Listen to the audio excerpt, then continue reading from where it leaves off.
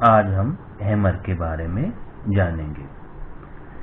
Hammer क्या होता है, हैमर कैंडल किस तरह काम करती है। आज हम हैमर कैंडल के बारे में जानेंगे। हैमर कैंडल जो कि डाउन ट्रेंड के खत्म होने के बाद में बनती है। हैमर से पहले एक डाउन ट्रेंड होना चाहिए, उसी के बाद में हैमर कैंडल अच्छे से काम करती है। हैमर कैंडल में नीचे की तरफ लंबी शैडो होती है और हैमर में ऊपर की तरफ एक छोटी बॉडी होती है। हैमर भी एक ट्रेंड रिवर्सल कैंडल है जो ट्रेंड के नीचे की तरफ बनती है। इसके पहले भी एक ट्रेंड होना चाहिए। इस कैंडल में कलर का कोई महत्व नहीं है।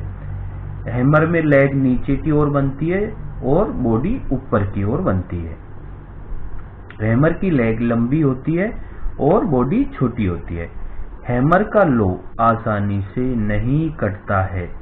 किसी भी शेयर के बड़े बड़े बॉटम हमेशा हैमर से बनते हैं। हैमर का स्टॉप लॉस बहुत ही कम कटता है। हैमर के बाद ग्रीन कैंडल पर ही खरीदना चाहिए। हैमर की शैडो का स्टॉप लॉस लगाना है। हैमर बहुत अच्छा काम करता है। जैसे कि इसमें देखिए कि यह एक हैमर है। हैमर से पहले एक डाउन ट्रेंड है। डाउन ट्रेंड के बाद में हैमर बना। हैमर की बॉडी छोटी है और शैडो लंबी है। अब इसके बाद में जो भी अगली कैंडल बनेगी, हमेशा हमें हैमर के बाद में जो ग्रीन कैंडल बनती है उसी में बाई करना है। अब इस जगह पे हैमर के ऊपर के हिस्से पे ग्रीन कैंडल में बाई करना है और हैमर के नीचे के हिस्से का स्टॉप लॉस लगाना है। उसके बाद में शेयर अप ट्रेंड में बदल जाता है। हैमर का स्टॉप लॉस कभी नहीं कटता है और हर शेयर का अधिकतर बॉटम हैमर से ही लगता है। हैमर लगने के बाद में या हैमर बनने के बाद में शेयर नीचे की तरफ नहीं गिरता है और हर प्रत्येक शेयर के अधिकतर बॉटम में बड़े टाइम फ्रेम के जैसे वीकली हो या मंथली हो, वह हमेशा हैमर के बनने के बाद ही बॉटम बनते हैं। अब हैमर का ट्रेंड के बीच में अगर हैमर बनता है तो इसका कोई महत्व नहीं है। हैमर में कलर का कोई महत्व नहीं है। ग्रीन का बन सकता है, रेड का बन सकता है, पर हैमर के बाद में हमेशा ग्रीन कैंडल होनी चाहिए और ग्रीन कैंडल में ही इसे खरीदना चाहिए, तभी हैमर अच्छे से काम करेगा। अब हम इसे चार्ट की मदद से देखते हैं। ये हैमर बना है। इससे पहले एक पूरा डाउन ट्रेंड है। डाउन ट्रेंड के बाद में हैमर बना। हैमर के बाद में ये अगले दिन एक ग्रीन कैंडल बनी।